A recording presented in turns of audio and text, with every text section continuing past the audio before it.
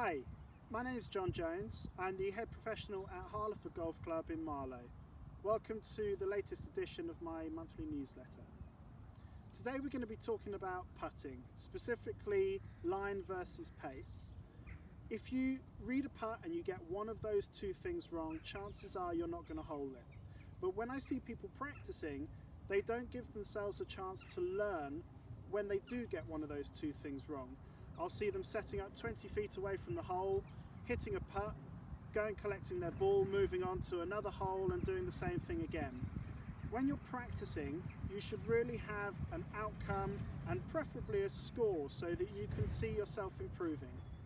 What I've done behind me is I've set up a little game which is great for learning whether or not you are either hitting the ball right or left, or whether you're hitting it too hard or too soft.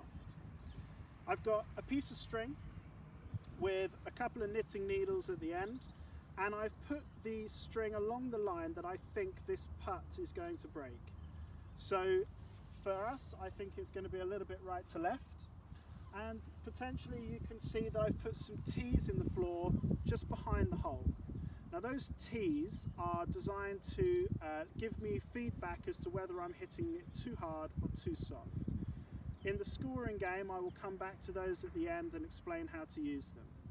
Firstly, what I'm going to do is I'm going to hit two putts, both along the line of the string, intentionally one too hard and one too soft.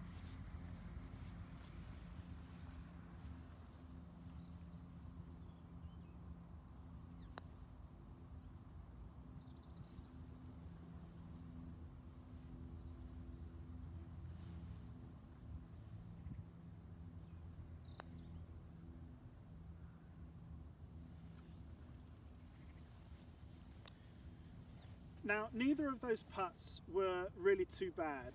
They've both finished about 2 feet away from the hole, but you may have noticed that they missed the hole in different places. The first, with a bit more pace, missed on the high side. The second one, with less pace, missed on the low side. Both of those putts were hit along the line of the string. So the feedback that I get is that the first one was too hard and the second one was too soft. If you hit the ball to the right or to the left of the string, you will see, because it's quite obvious, that the ball is going to be taking off in a different direction. So when I'm practicing, this game gives me great feedback. In terms of scoring, I tend to give myself 3 points for getting the ball in the hole, 2 points if I get it to roll to the section of my desired distance, i.e. I've read the putt so that if it misses, I hit it about 2.5 feet past. So I get 2 points for hitting it to that section.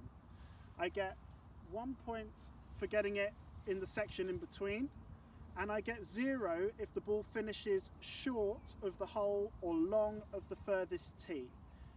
After 10, 20, 30 putts, whatever you feel like, score yourself, and therefore you have a target for the next time you practice.